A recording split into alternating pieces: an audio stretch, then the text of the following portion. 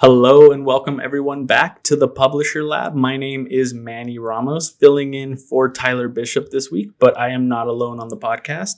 I have my good friends and previous guests to the show, Terrence and Zach. How's it going, fellas? Going pretty good. It's going good. How are you, Manny? I'm doing great. Glad to have you guys here. I got a few of these news stories on the docket, and I was hoping to get some experience notes from you guys. Let's get started with some Google news. With this news story that's titled, Does Google's Helpful Content Update Penalize AI Content? For content creators leveraging AI-generated content, there's been some burning questions. Does Google's recent Helpful Content Update penalize AI-driven content? AI-generated content, which is text produced by software, can aid in scalability and improve content quality. However, Google's primary focus remains on the quality and relevance of the content, not its origins. The recent update promotes content tailored for specific audiences, showcasing expertise and fulfilling search intent. It's essential to understand Google's doesn't penalize AI content per se, but it does penalize poor content to ensure AI content meets Google standards, combining AI output with human editing. Especially using the craft editing framework, which is recommended. This framework emphasizes cutting unnecessary fluff, reviewing and optimizing, adding visuals, fact-checking, and ultimately building trust. In conclusion, Google's rewards high-quality content, be it human or AI generated. So I really wanted to get your guys' take, especially you, Zach, since your expertise is in SEO. Have you heard a lot of feedback from publishers regarding this Google Helpful Content Update? Well, as anybody probably listening to this podcast is aware of, the Helpful Content Update's been quite impactful for hundreds of sites across the internet, especially in it has not been kind to, I think, any niche. No. But when it comes to the use of AI, I really agree with what you said, Manny, in terms of from kind of search engine land's kind of documentation here. I said this previously on the podcast that Google is going to always pick the most helpful result, and it's really just a matter of time until AI is the most helpful result. There is, of course, an ecosystem that Google has to maintain with its publishers and with different content, but ultimately, AI is getting better and better and better. And the more that we continue to utilize it and feed it, the better and better it will become. I think utilizing AI is such a fantastic tool. I use it almost every day to help me do my job. It helps me analyze sites. It helps me analyze schema. Me and ChatGPT are good friends. So if I could send it a box of chocolates, I would, because it's super helpful.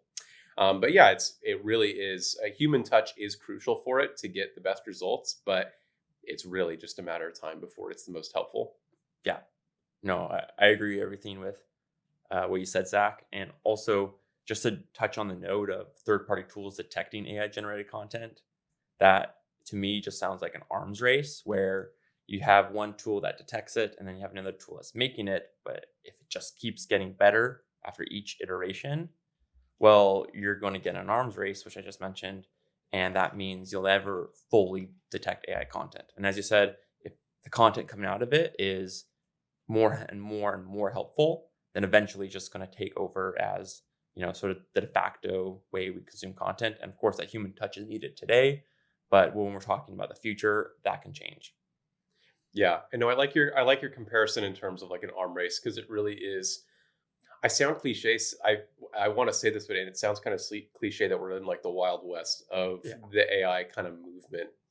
But I do really wonder when we're in the like predominant adult generation, when we're older and we can look back on this time, like what we will think about AI. Like, will we think of, oh man, that was a fad that we realized wasn't a good opportunity for the publishing space, or did we realize, wow, that was really a primitive time?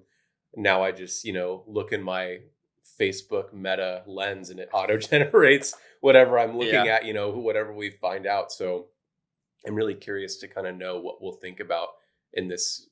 Well, I guess that's a question for you, Terrence. What do you think people will kind of look back on as like a really positive and maybe a negative of like this current time? So I definitely think the latter is going to be the case, where we look back and we think this is more primitive. I figured. And the reason why I think that is, I'm big into like a lot of sci-fi stuff. And how I see this happening is the way we consume content is basically we have a device, we read from it or we listen to it. But what we read from and listen to doesn't have to be something static that's written once, right? It can be adjusted based off of my input. Hey, order a pizza for me. And then it'll be like, what toppings do you want? Or if I say, hey, what's the best restaurant near me? Right? Then it'll just spit out some names. And I'm like, okay, go there, set directions. And then if I'm in my self-driven car, it'll just drive me there. So that's sort of how I see it, is the way we consume content in the future is going to be us just talking to a device or something and just going to do what we want it to do. We're not going to think about the article behind it. We're just going to say, we have a question, we need an answer. And if we need information or something done, it'll just get it done. So I sort of see this like fluid way where all the different mediums are just interconnected and working together to just help the end user, which is us, have more convenient and fulfilling lives. Yeah. At the end of the day. And I wonder, because currently the system we have is there's an ecosystem behind the publisher space. There's an ecosystem behind kind of everything. Google makes money, publishers make money. Yep. And everyone in between is kind of happy. But with the model that you just put forward, which I agree with, I think that would probably be the next step in kind of technological innovation. Yeah. But then it's like, well, then what's the business model there? Like where did the ecosystem go? Because it has to fall somewhere, unless it just falls apart. 100%. And Google's not going to kill its golden goose, right? They need people to make content to fulfill search results in order to keep people on the search engine so that they can sell ads to advertisers on Google search. So it puts Google in an interesting position where they don't want to hurt their business model as much, but they still can't like push back the inevitable. So that's one aspect. And number two is behavioral changes, right? Everyone is so used to typing in a keyword in a Google search. Now they're getting a little bit more accustomed to typing in sentences to a generative AI. But the behavior change happens a lot slower than the technological change. So imagine, you have your grandparents, right? They barely know how to Google search. And then you have your parents. They barely know how to use generative AI or something like that. So the behavioral change is going to take a lot slower. So what we're talking about isn't something that's going to happen overnight. It's going to be like a long, slow grind until people actually get used to using it more often. And the technology side is developers making apps and phones that all work together. And then the background will be like applications that run those things. And that's probably where the business model would be. Yeah. Goodness. Yeah. That's such a crazy insight. Because I agree, like as you're saying it, I'm like, yeah, that's probably what's going to happen. Because you're right. Yeah. Like my grandparents know nothing about how to Google things. My, like my grandmother, she was trying to give me recommendations on like where I should go to travel. And she printed out a website and sent it to me. It was like, you should look at this an actual piece of paper in the mail, and said, you should look at this website. I was like, oh, Nana. Exactly. I love you. But, and so so I think you're really right that there's going to be generational gaps that are going to continuously be improved upon. And I think, people will probably just start marketing towards generative AI and it'll go in that direction. But to kind of tie it back to more of the helpful content update, back to penalizing AI content. If you are utilizing AI content to make the best content possible that answers the user's question as best as you can, odds are you're going to do fine. But I've said this a few times already today, and I'm sure I'll say it a few more times this week. We still have 2 updates rolling out as of today, the spam update and the October core update. So the dust isn't even done forming yet before we can even say it's settling. So we still have probably another month of volatility before we get some stabilization. So we'll find out. 100%. And before this podcast, we were talking a little bit earlier. And one important thing that you mentioned that really stuck out to me is you can use AI to help you a ton, but you still need to have like your unique perspective and experience. Basically, curate it with the craft, cut the fluff. You got to edit, revise it, build trust with a personal story, a tone, or links. So that's still going to be important. And if you look at, I think we talked about some of the changes in search results, how like big brands, more trusted brands are becoming top of the search result, more so than other smaller sites. So it looks like Google's definitely pointing towards, hey guys, we want to trust a big brand in what we think is a helpful search result, instead of, someone that has a similar result, but maybe we don't know the person behind it. Yeah. And I think, and the question is going to continue to become, how do you become more helpful than the brand? Yeah. How do you become the authority on the topic that a brand can so reliably give information on? And I think the answer to that, I think a part of the answer to that, I'm not even going to try and answer that right now. Yeah. That's a long, long answer. But I think at the start of it is asking ourselves the question of how can we creatively use AI to help us? 100%. Because I think a lot of times publishers may get caught up in just giving, like ChatGPT, for example, just a quick sentence on do this for me within a sentence. But really it should be you give it so much information that it almost can't produce you something negative. Exactly. Like if you give it 15 different parameters on what you want it to write or what you want it to generate for you, instead of 2, you're going to get such a more in-depth result. And so if you ask it, write this in a first person perspective, write it as if you had driven in this car before, write it as if you've done this, because obviously the recommendation coming from Google is you need to write reliable, helpful content that's, obviously AI supported, but you want to, have it come from yourself and kind of come from the heart, which of course, if you have that experience, please do it. But the reality is a lot of people are just using AI. Yeah. And so I think the more heavily people push into it and really rely on it as this great resource that you can curate to what exactly you want for your specific niche, and then give it competitors too. Give it the competitors that are against you. Make sure that it knows this is your competition. I think it's the Wild West. People are going to get better. Their draws are going to be quicker, and guns are going to get bigger. So it's going to be really interesting to see how people use it. I guess like one final note is I agree with everything you say, and especially on that note of creativity, like the publishers and content creators that can leverage AI the most to be more creative are going to be the ones that succeed the most, right? So a couple anecdotes from me using it personally is, I don't know if you've used the same prompt 100 times in a row, but you start to notice if you do, there'll be certain patterns, and basically a generative AI model will have certain keywords it generally follows. Well, if you do the same like input and output over and over again. Interesting. So the way you have to do to get around this problem is you have to frame it like tell this like I'm a 5-year-old, tell this like I'm a 12-year-old, tell this like I'm a 17-year-old, tell us like I'm an average American citizen. And when you frame it like that, it actually does shift the language patterns a little bit.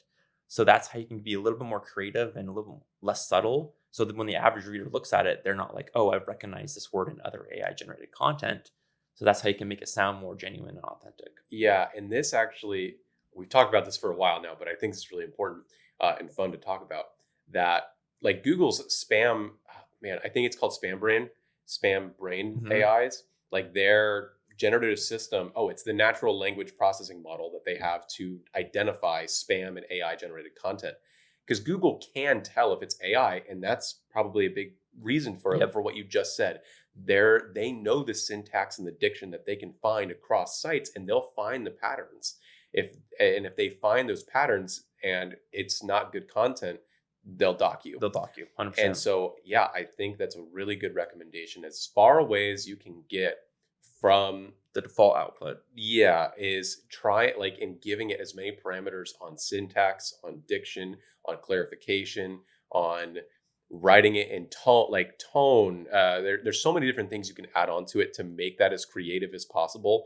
I think the more people start pushing outside the box in this way, the better. And I think it's going to be really cool to see what people come up with. 100%. I think all of that is great information, especially with AI just being so dominant. We were talking before the podcast, like there's going to be a moment where we think of AI kind of like smartphones, where there was a before and after everyone had smartphones. There was a before and after everyone had AI. But sticking with Google and AI, I wanted to jump into the next topic,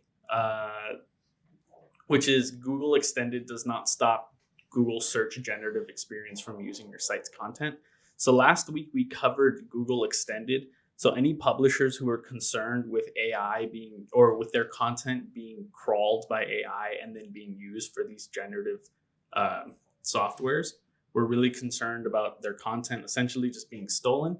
So Google rolled out this Google Extended, which promised to remove their site from the AI crawlers.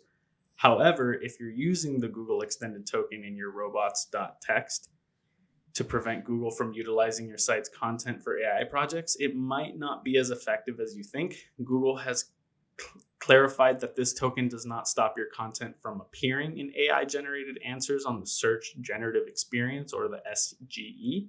This means that even if you've blocked your content for AI purposes, the SGE can still display AI generated answers from your site. To manage this, you'd need to use standard search directives. So for those wanting to maintain control over where and how their content appears, it's crucial to be aware of these nuances. So I know, Terrence, that you have a few websites. Mm-hmm. How do you feel about this? Like, where Google says, yeah, we're going to have a system where we're going to protect your content from AI and we won't use it. But then there's almost like a back door to still using that content. Yeah. So how I see this is, if you publish content and you let Google index it, you're basically giving up the rights to you're basically giving up like your ownership of that content to Google in a sense. So what this means is, hey, we're not going to be using your content for our BARD tool, our Vertex AI tool, which is, their like own large language model, which is used to train on massive amounts of data. But they're still going to use it for the search generative experiences. And I don't know how many people have played around with this. I have. When you Google something, this generative search experience will pop up right away, and it will just start typing based off your query. And then that result that it gives you will be kind of like a ChatGPT answer, but then it'll have links to websites in that result. So if the link is your site or someone else's site, you get some credit there. However, I think this all falls into the same bucket of basically, as a publisher, Google is the biggest platform to get your content out there. So you kind of have to let Google crawl your site. And if you block Googlebot entirely, you're basically saying no to Google search, which is a massive source of traffic. I don't think anyone in the right mind will actually do that right now. But what you see happening is, slowly over time, less clicks are going to go to non-Google sites, which there's some data I've looked at this in the past. I think 60% of all Google queries don't result in a click to a non-Google site.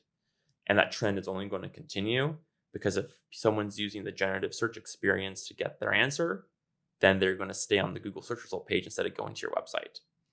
And it doesn't matter if a tool like BARD or Vertex AI isn't using your content, because what matters is traffic coming to your site from Google search.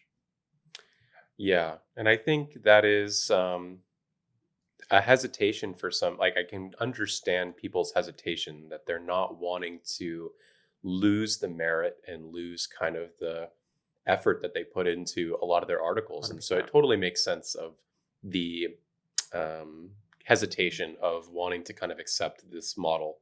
But I completely agree with you that if you're putting your content out there, I mean, you're giving it essentially to the public. It's like standing on a street corner and sharing it with the world. Yeah.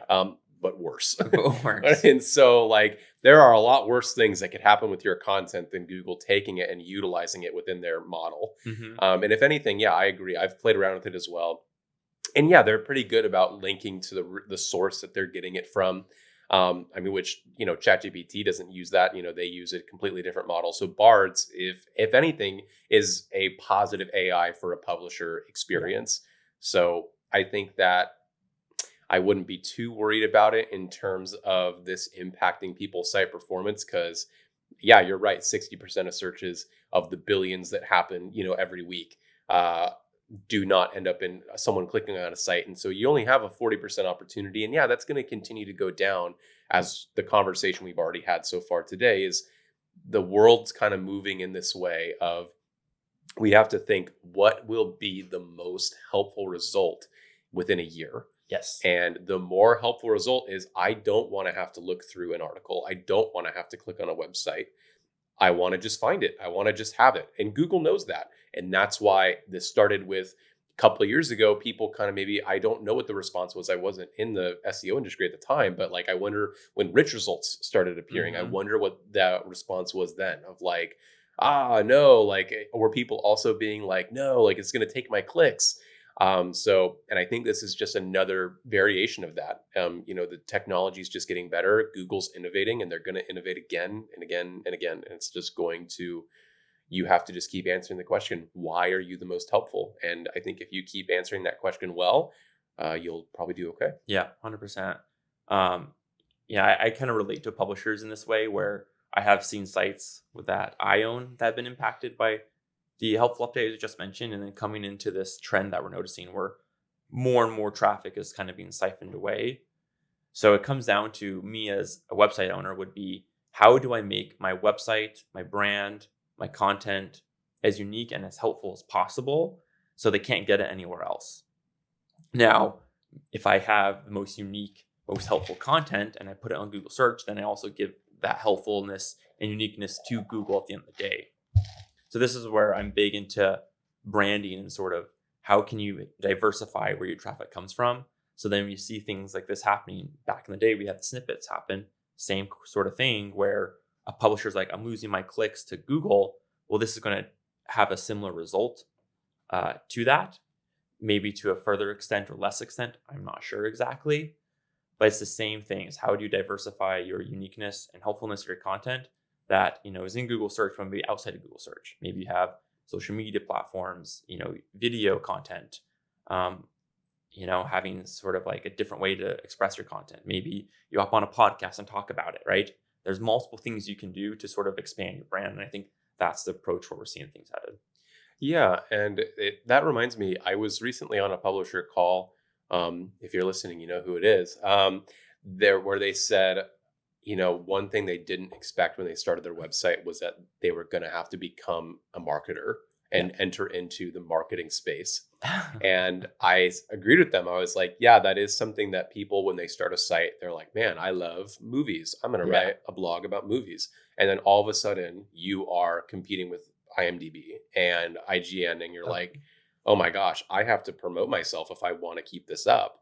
And yeah, I think that's a fantastic, not only recommendation, but opportunity for people to expand upon their content and to think really creatively. There are so many things out there that people still haven't done, that people haven't thought of, that people are going to continue to keep innovating with.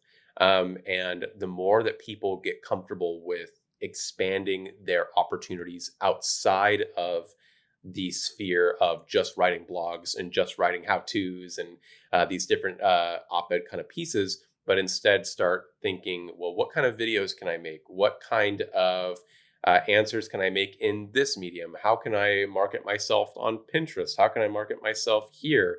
And the more that they kind of diversify maybe that brand, tools or some other service you offer too. Yeah, and increasing that digital footprint is really a positive thing. 2 years ago, that was positive, and it's positive today now too. So it's an old recommendation that is still something that's important, just maybe a little bit more amplified. 100%. Excellent. So I did want to move on. So we are going to go from a moment where your content is being used by generative AI to users using that generative AI and potentially having that content copyrighted.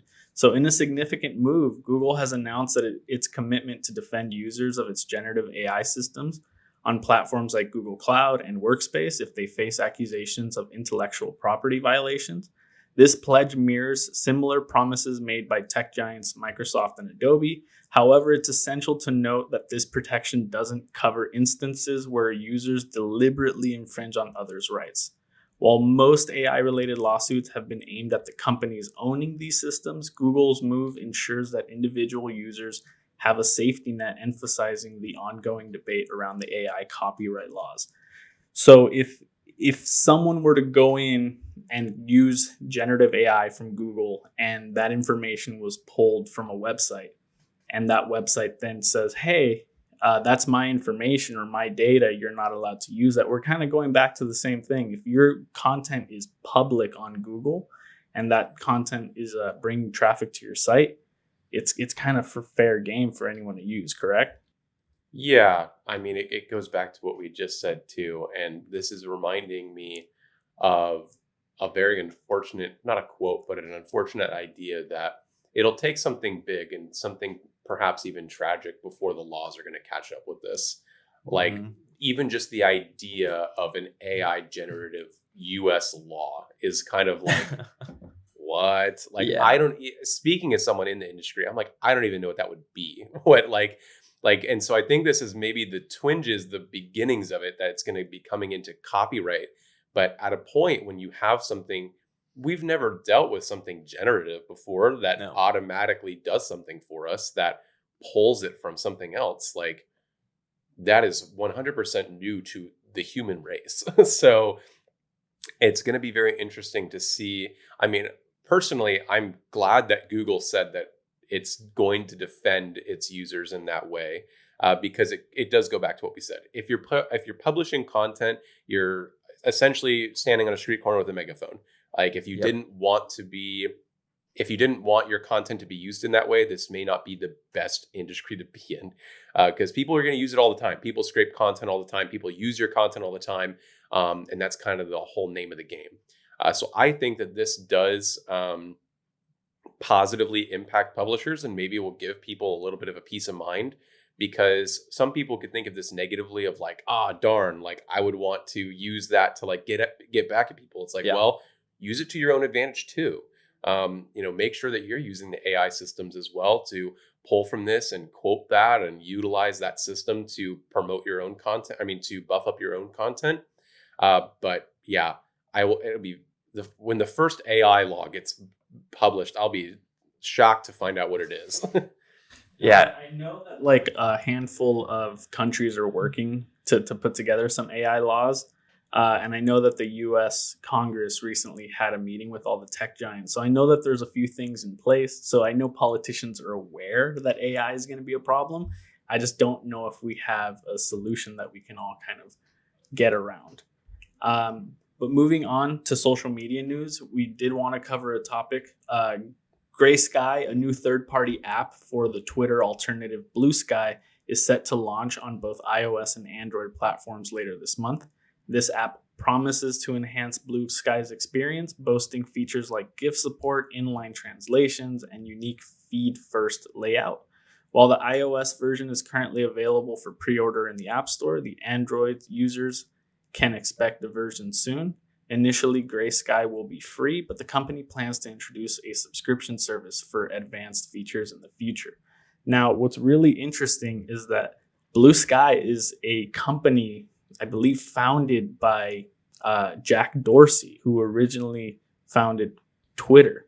So, with this coming out, and you kind of have heard a bunch of different apps on this podcast, including Threads, Mastodon, and a few others that are essentially just Twitter clones. We've been seeing a lot more of this. And I know the big issue is having users go onto this platform and then actually continue using the platform continuously, which has been a big problem that we saw with Threads. How are you guys feeling about this big transition in apps where X or Twitter used to be so dominant, and now we're just starting to see a bunch of different copycats? And are there any that you guys are using that have stuck with you guys? Yeah, I guess I'll kick it away with my thoughts. So how I see it is there's clearly a need for this open, like, I guess, marketplace of ideas on an app form. And that was the original promise of Twitter. Now X, after Elon Musk purchased it. So with Blue Sky coming out, my opinion right now is wait and see. And the reason I have that opinion is because Threads had a massive launch and had, I think, it broke records on first application to 10 million users in a short period of time. But Threads was an interesting launch because it linked up all existing users from Facebook and Instagram. Basically, an Instagram account, it immediately made you an account and immediately followed all the people that were on your Instagram on Threads. So it kind of had that blow up effect instantly. But then you noticed, as Manny just mentioned, people didn't stay. Instead, people that went from X to Threads are now back on X. And the reason for that is when you have a platform that's an open idea marketplace, you need people to respond to you. You want to go to where the people are at. Where are the celebrities? Where are the influential ideas? And right now, those people are still on X. So people will still use X because of that. Now, Blue Sky can accomplish what Threads didn't, which is get people to use it, then stay using it. Then I think it would be a serious competitor to X now. However, that is a lot easier said than done. And I would be interested to see how it's marketed and how the ease of access is, how easy it is to create accounts. Because right now, if it's just a brand new account you got to create, if I go ask someone on the street, what's Blue Sky? They have no idea. If I ask them what Twitter is, they'll probably know. So they run into that problem. I know Jack Dorsey was the original mind of Twitter. And he probably has some great ideas with Blue Sky here. But you're still coming to a space that's already established. So it's going to take some work to pull those users from X and bring them on Blue Sky permanently. Yeah, and I think that it's going to be really interesting to see how even Twitter/X, I'm just going to say Twitter because it's easier. It'll be interesting. Exactly. But that speaks to what Terrence just said. People are always going to call it Twitter because it's just so well known. I mean, it's been around for over a decade. It's so synonymous with the social media. The bird logo is just so well known. And yeah, I think they will have a lot of stiff competition coming up, especially even just from an SEO perspective. I mean, my expertise is obviously in SEO, so I'm going to keep it in that realm. That, so many people right now currently use Twitter to not only promote their articles, to promote their own content, to promote themselves as, I have X amount of followers, X amount of people on here. And so I think it's currently a positive tool for SEO to get your content out there and to be engaged. As I just said, like increasing your digital footprint, I think that's a very positive thing to be involved with. Blue Sky is going to need to give people a reason to use it. 100%. And it's going to need to give them some sort of profitability because social media is social media. There's so many different ways that you can interact with it. But I think if one of the things that will make it longstanding is a profitability standpoint. Monetization aspect. Monetization and but just profit, or I guess usefulness to another ecosystem that's outside social media. Because if I want to just doom scroll and just look at people's content, I'm just going to keep using Twitter. It has better content on there. It has better content. There's millions and millions of people use it. You can follow, whatever niche that you want to be involved in, you can follow it. And without Blue Sky having kind of that additional value add from an SEO perspective, I don't see it, being super successful. But then again, Jack Dorsey, if he has a lot of great ideas up his sleeve and has some different ways that he's going to want to help people monetize it, help people kind of help create their brand with Blue Sky, then I think it's got a good shot. But currently Twitter does that tenfold. Yeah. I mean, and that's what I think is going to keep them in the running for months and years to come, is that it's so synonymous with branding. It's so synonymous with social media. I mean, you have Facebook, Instagram, Twitter. Those have been the main ones. And now YouTube has recently joined that. And I feel like the last 2-3 years, as that's basically become another search result. So I'd say that that's probably another giant in there. But really those four, I don't it'll be hard to dethrone that. But then again, we thought that search results would be hard to dethrone. And here we are talking about generative AI. So who knows if they innovate, I could see it happening. Yeah. I would say also a point on Twitter alternatives. And I hear this a lot when, Twitter has had lots of news in the past of, Elon doing stupid stuff. It's just kind of been a train wreck, let's say. It's been hilarious to watch. But one thing that people think is going to happen, which is, all these users on Twitter have a bone to pick with Elon, so they're going to go to Blue Sky, and then that's going to bring users over. I just don't think that will be the reason. As you said, I think there needs to be a clear monetization solution for these content creators. Right? If I'm a content creator on Twitter and I get paid predictable revenue, and I know how to go figure out how the algorithm works a little bit to get virality into my content, I'm going to stick there because that's where the users are. Now, if Blue Sky has those users and I can make maybe a higher rate on my post, maybe the CPMs are higher for ads there, then I would 100% go to Blue Sky and make content there. Yeah. Right. It's going to depend on how much advertisers are willing to pay for the content there, or to show their ads within the content. It's going to depend on how engaged users are with that content, and also going to depend on how many good content creators they can get. So those three things, I think, are what they need to really focus on in order to dethrone the established Twitter at the moment. Yeah, and that's the same model with a lot of, I mean, you could apply that same model to any of the big social medias. Yeah, it's the same thing. Like one that's coming into my mind, if people are familiar with Twitch, which I feel like a lot of people probably will be, like it's a giant, gaming, streaming kind of platform.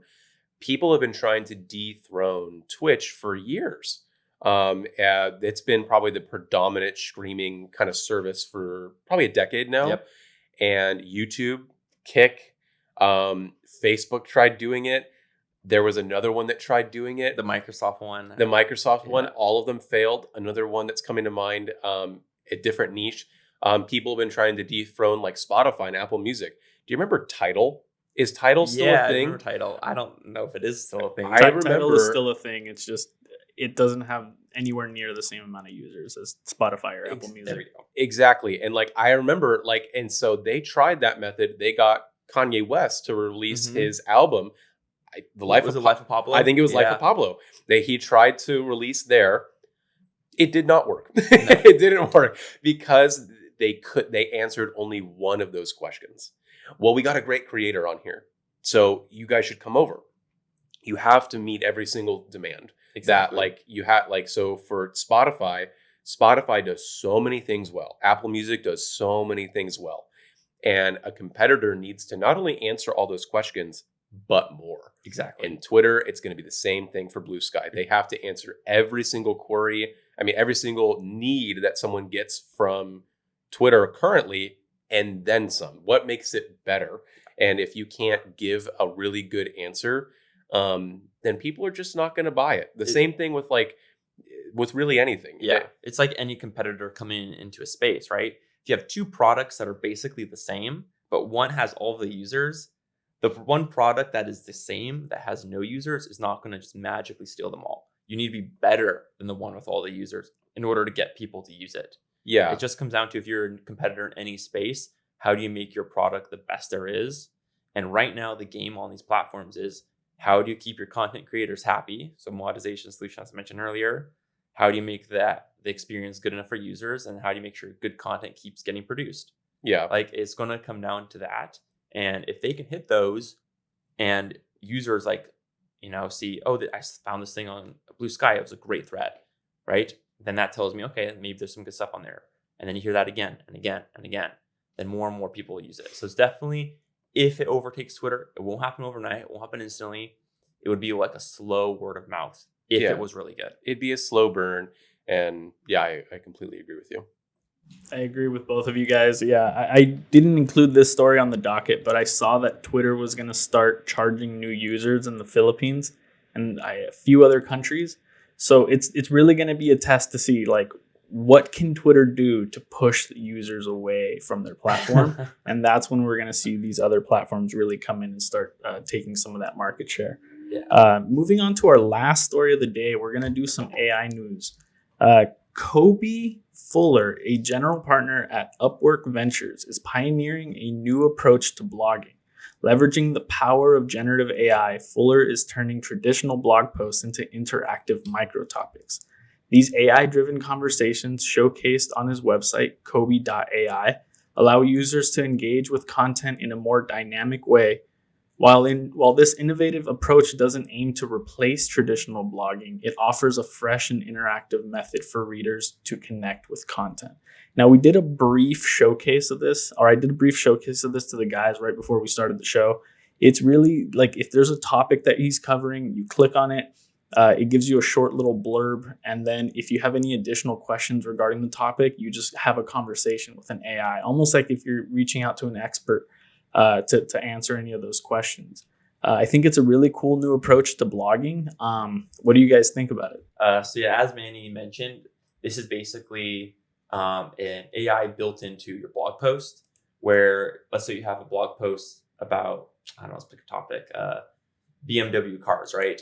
And you can click generate or talk to the AI, and you click on it, and it opens up a chat interface similar to ChatGPT. and that chat interface is like primed with that topic. So then you can just fire away, being like, how long has this model been released for this BMW? What's the gas mileage on this? And you can start asking specific questions about the topic to basically learn more about it. So it's basically a way where you can take any article and then just immediately ask more in-depth questions about it in a chat interface. I think it's a pretty cool idea, and definitely goes back to what we talked about earlier with the publishers that will succeed in this day will be the creative ones.